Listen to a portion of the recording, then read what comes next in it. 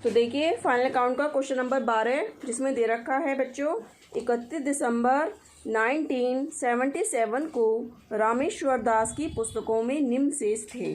तो देखिए एक डेबिट साइड है और दूसरी क्रेडिट साइड है। तो डेबिट साइड में क्या दे रखा है, प्रारंभिक रहतिया 4000 रुपये, क्रय 17,000 रुपये, विक्रय वापसी 160 रुपये, विविध देनदार 3500 रुपये, भवन 4500 रुपये, मशीनरी 3500 रुपये, फर्नीचर 1700 रुपये, प्राप्य बिल 2500 रुपये, वेतन 1500, wages 900, tax 300, insurance 200, general expenses 500, गाड़ी भाड़ा यानी freight on purchase 400, bad debts 400, railway freight 300, discount 140, cash in hand 600 और कैश इन बैंक 300। ये हमारे डेबिट साइड के आइटम दे रखे थे।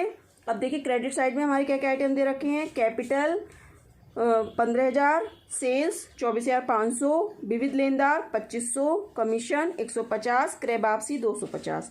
अब देखिए नीचे एडजस्टमेंट में क्या दे रखा है, 31 दिसंबर 1977 को समाप्त होने वाले वर्ष के लिए व्यापार एवं लावानी खाता तथा इसी तिथि पर आर्थिक चिट्ठा निम्न समायोजनाओं के साथ बनाइए।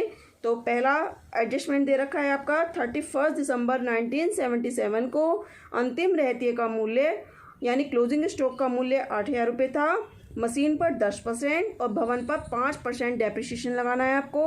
आउटस्टैंडिंग एक्सपेंसेस सैलरी पर 100 रुपीज़ है और वेजेस पर भी आपकी 100 रुपीज़ है।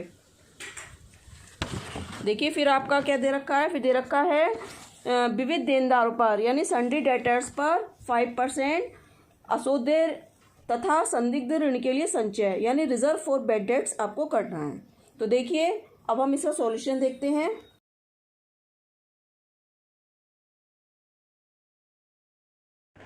तो देखो बच्चों हम सबसे पहले यहाँ पे ओपनिंग स्टॉक डालेंगे ट्रेडिंग अकाउंट में। तो देखिए हमारा ओपनिंग स्टॉक डल गया, ये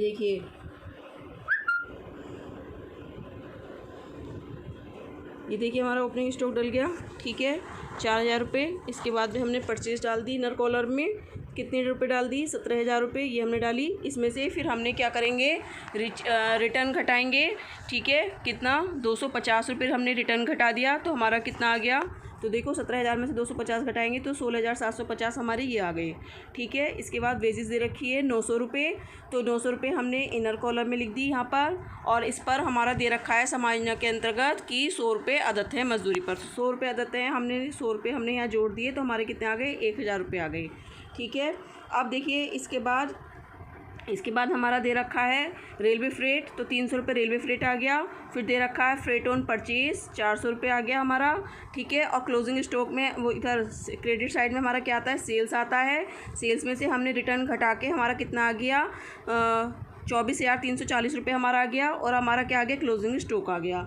अब देखिए सारे आइटम डालने के बाद में हम इनका टोटल लगा देंगे।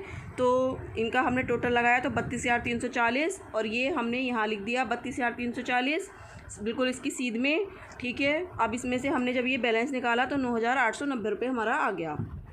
अब देखिए अब जो हमारा ये वाला ग्रोस प्रॉफिट था ये सीधा हमारा यहाँ आ जाएगा ग्रोस प्रॉफिट, ठीक है। बाई साइड में P&L के तो 9,890 रुपये हो गया।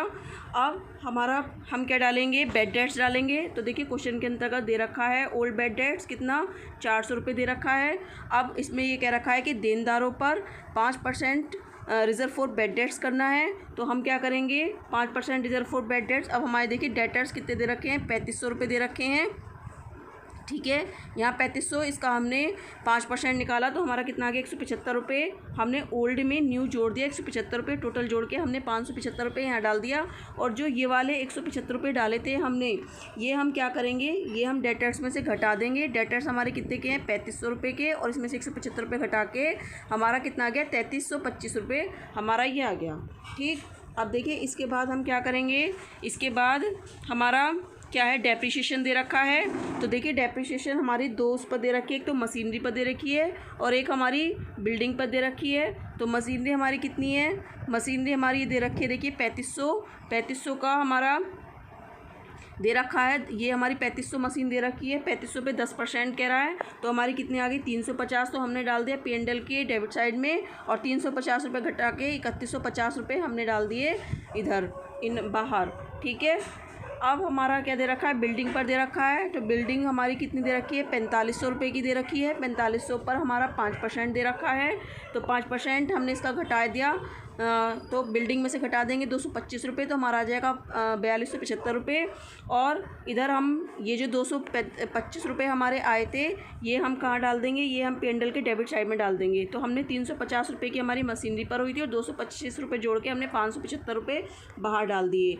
अब देखिए फिर इसके बाद हमारा क्या आता है, मशीनरी। फिर देखिए सैलरी दे रखी है, तो सैलरी हमारी 1500 रुपये, उस पर आउटस्टैंडिंग दे रखी है 100 रुपये, तो हमने जोड़ के हमारा 1600 रुपये आ गया। और ये जो आउटस्टैंडिंग के है, ये हमने इसमें बैलेंस शीट में डाल दिए 100 रुपये सैलरी के, और आउटस्टैंडिंग के वेजेस के हुए थे 100 रुपये, तो हमने ये 100 रुपये डाल दिए। ठीक है, अब देखिए इसके बाद हमारा क्या दे रखा है, देखिए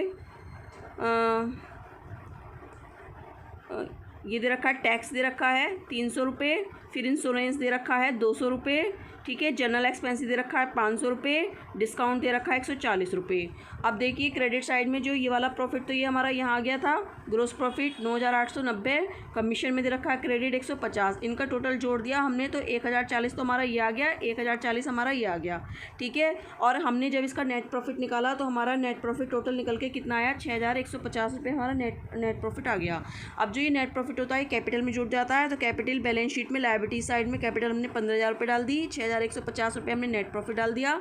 ठीक है, इन दोनों को जोड़कर हमारा कितना आ गया, इन दोनों को जोड़कर हमारा आ गया ये 21,150 रुपये। इसके बाद हमने क्रेडिटर्स डाल दिया 2500 रुपये, आउटस्टैंडिंग ये हम डाल ही चुके हैं, वेजेस 100 रुपये हमारे ये वाले थे, 100 रुपये वेजेस के हमारे, देखिए 100 रुपये वेजेस के हमारे ये वाले थे, और हमारे सैलरी पर वेजेस थे, तो वो हमने ये डाल दी 100 रुपये वेजेस, 100 रुपये सैलरी और 100 रुपये वेजेस।